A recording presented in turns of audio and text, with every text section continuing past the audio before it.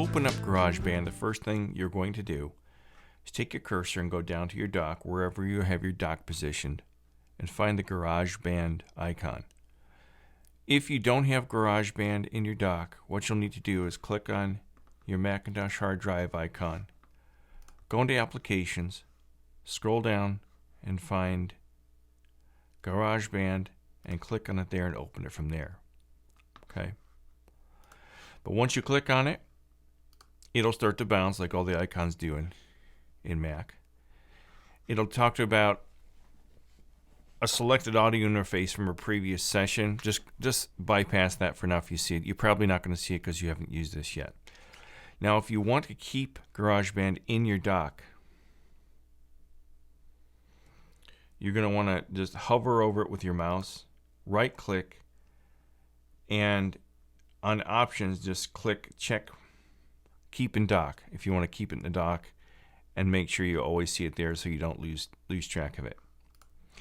So once you open GarageBand, you're going to see this menu pop up. Left hand side, there's going to be 5 menus, an empty project, and then the details to your project. You want to just for this session now, just click on New Project, Empty Project. The rest, you won't have a recent project if you've never used it before.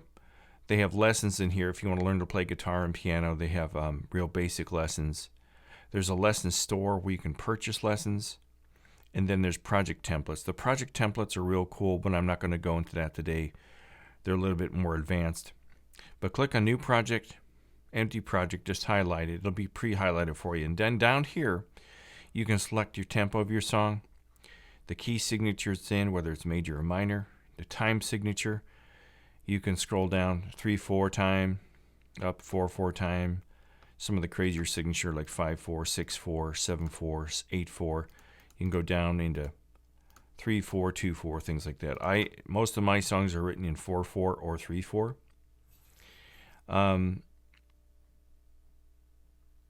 And down here you can select your input device. So your input device, if you bought a Focusrite Sapphire audio interface, you would select that for the input and the output. You want to select it for the output because you'll have your earphones plugged into the output, and this will allow you to hear what you're recording and allow you to hear your playback. Now, the neat thing about this tempo section here is you can tap the tempo. Like if your tempo is like boom, boom, boom, boom, you just tap it in here, boom, boom, boom, boom, and it comes out to roughly 75 beats per second. So if you know your tempo, you can tap it in there and set it up at that time. Once you've got that all set up, once you've made your selections, you're going to click on Choose, and it'll bring up a completely blank slate. And it's going to ask you to make one selection from these 4. Are you be playing a software instrument? Are you going to be doing audio like vocals and acoustic guitar or electric guitar? Or do you want a drummer? There's electronic drummers in GarageBand. This is an awesome feature of GarageBand. You can add a drummer, select the style of drummer and how they play and what kit they're playing, and it plays along with you as you're playing. It's really awesome. I use it all the time. But for this situation, since we're just beginning, we're going to click Record using a microphone or line input. You click on that, and down here, you're going to have a couple different selections on your input, which is what's coming from your audio interface. You can select just one channel, which like input 1 is usually your left, 2 is your right, or in this case, we're going to select input 1 plus 2. So it'll give both of your channels coming in from your audio interface. Make sure you have this checked. I want to hear my instrument as I play and record. Otherwise, you won't hear what you're playing and recording. Then click Create. Now this is awesome. This is the basic slate. Clean, perfectly clean slate for you to start creating from it. Automatically gives you one available blank track. And this is, as you can see, as I speak, the audio monitor is bouncing up and down in green here. And there's a couple ways you can do things here. Now, if you just want to record into this track and just talk into it and you want to record it, there's a couple things you can do. First thing you want to do is over here on the left-hand side, you're going to get a couple of menus. If you're recording just voice, you can click on that,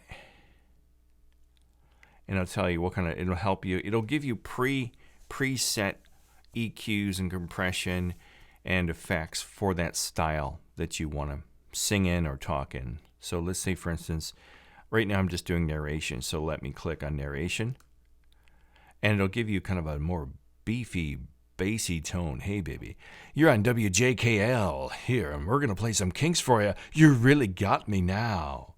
You know, that kind of thing. And down here, it shows you the effects panel of what it's playing. It shows you the controls, the lows, the mids, the highs, low cut, mid frequencies, compression if you want compression on.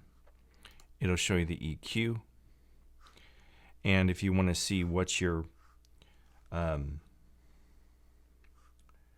you know, what is cut back and what's raised, what's emphasized, that's your track. That's what's showing here up in this track. If you want to see the master, the overall mix, and you want to see what's coming up, you click on Analyzer, and it'll show you live what's happening in your master mix. It'll also show it to you in your track mix. So this is your track mix. So that's if you're just recording. If you're doing a podcast, I don't think they have a one preset for podcast. But I would just check narration vocal. If you want a natural vocal, let's see here. If you want to change in the middle of one already set up, it'll say you have made changes to the current instrument or instrument settings. Click Save. Continue to discard. So we'll click Continue to discard. Natural Voices has a basic natural voice. It's got some reverb in there. I don't like a lot of reverb on when I'm speaking, especially when you're doing a podcast. You don't want any reverb in there. You want the vocals or your narration to be pretty dry. So you've got voice, guitar, effects. Your effects are distortion or reverb. You've got electric guitar and bass. So if you want a clean electric guitar, you can click clean. If you want a crunchy guitar, distorted guitar, experimental, bass effects, crunch, experimental bass. But for today we're just going to go with an acoustic guitar since I'm going to be playing my Taylor 310. And we're just going to do, I'm going to select here natural stereo. So right now I'm talking through this effect for vocals, but I'm going to be playing my guitar here. Now, in order to get the machine, the software to start recording, there's a couple ways you can get it to record. Now up here on the screen is the red dot, which is record. And the other way is to just hit the R button on your keyboard. And what you'll notice is when you hit R or you hit the red button, over here are a few things that are really cool. You've got a count in, a 1, 2, 3, 4 count in if you're in 4/4 time.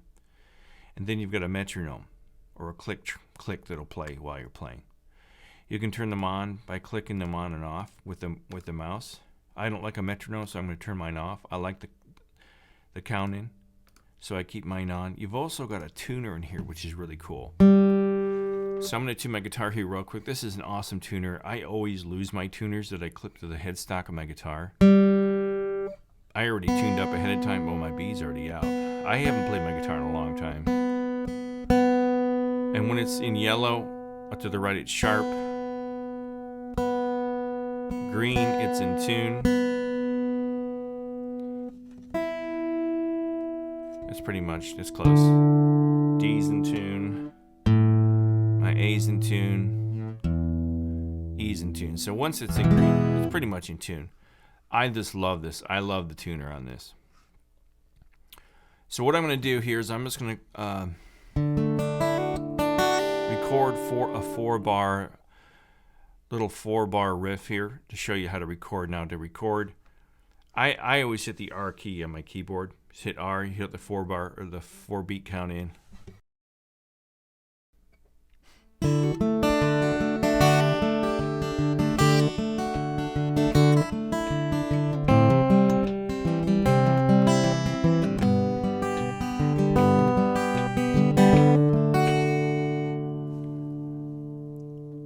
if you want to stop it, you hit the space bar.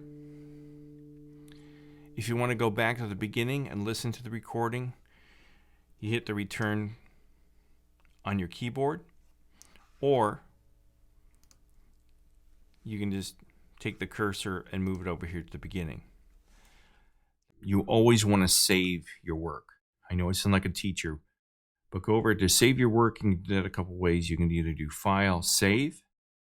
You can see over here there's a little shortcut for the save. We haven't named this yet, so I'm going to, the up arrow stands for Shift, then you've got the Command key and then S. I always do Command key S,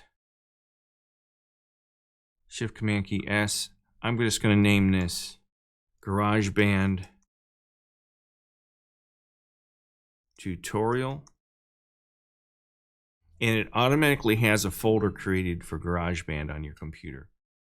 If you want to save it somewhere else, click on New Folder and save it in a different folder in a different location. But I'm going to keep mine for now in the GarageBand folder. And so we've got that saved. You always want to make you save it, save your projects, because if this crashes, if your computer crashes or the software goes down, you lose everything that you've recorded, because I don't believe GarageBand saves what you've recorded unless you continually save it.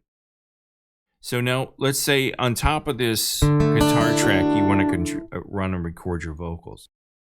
And hit the plus sign for new track. It'll bring you this menu. And just click on this recording using a microphone, because you're going to be singing if you're a singer. And I'm going to go over here, and it's going to give you a choice of how you want to sing. So you're obviously not playing guitar now, or doing effects or electric guitars or legacy effects. All right, so I'm going to select classic vocal.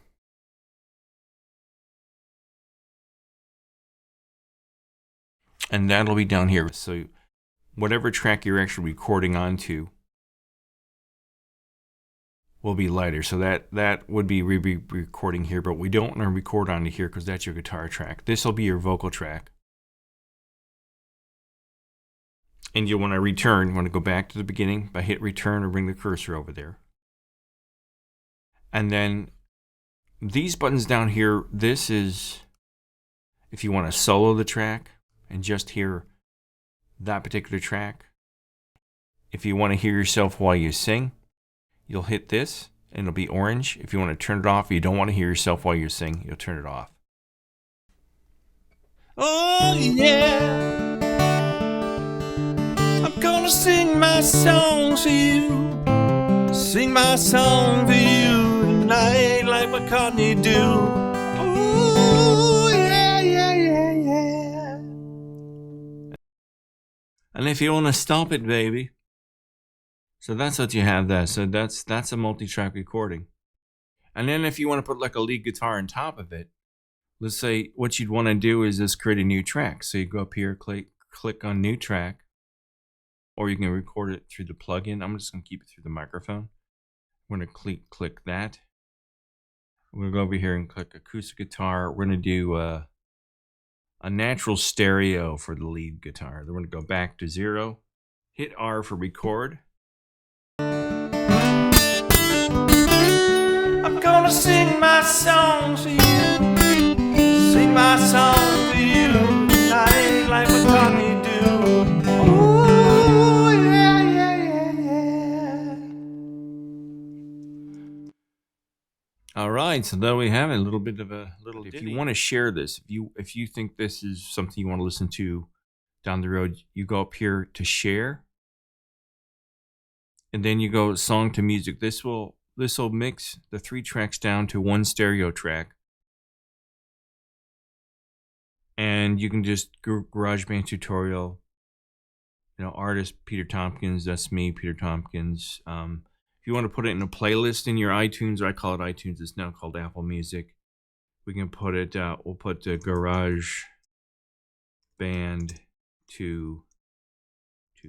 tutorials, and you can pick your quality.